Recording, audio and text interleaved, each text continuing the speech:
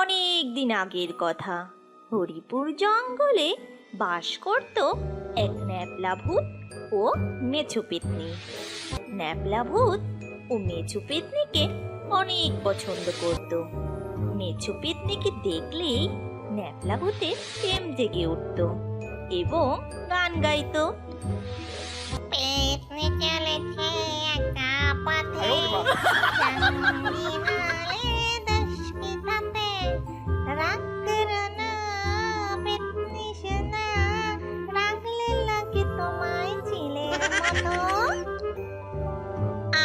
মরণ!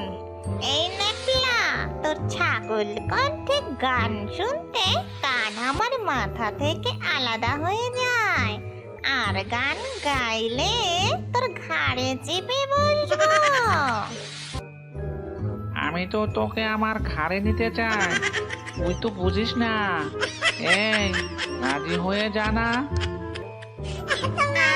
বলো যা, তুই গিয়ে কচু বনে কচু তুলে খাগে যা। এই বলে পেত্নী চলে যেতে থাকে। এমন সময় ন্যাপলাও গান ধরে।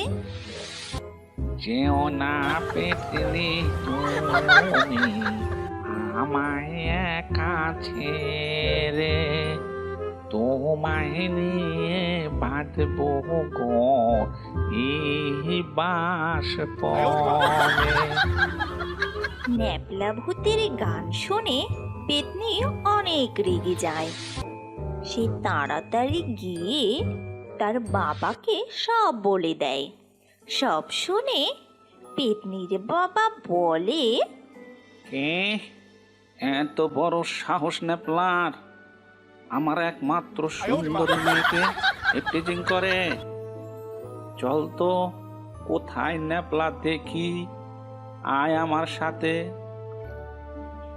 এরপরে পেত্নী তার বাবাকে সাথে নিয়ে ন্যাপলার কাছে যায়। পেত্নীর বাবাকে দেখে ন্যাপলা বলে, হাই ফাদার ইন ল। ওরে শয়তান, আমি তোর কোন জন্মের ফাদার ইন ল?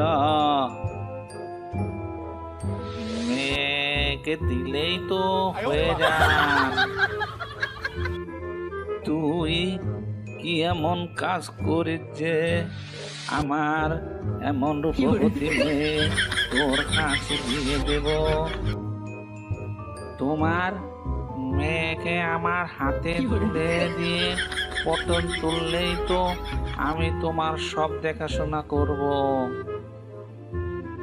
ন্যাপলার এমন কথা শুনে পেত্নীর বাবা রেগে যায়। রেগে গিয়ে ন্যাপলাকে তাড়া করে। ন্যাপলা পালাতে গিয়ে গাছের ডাল ভেঙে মাটিতে ধপাস করে পড়ে যায়।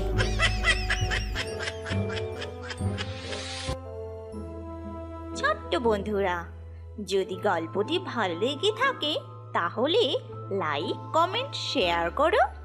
সাবস্ক্রাইব করে আমাদের পাশেই থাকো। ধন্যবাদ।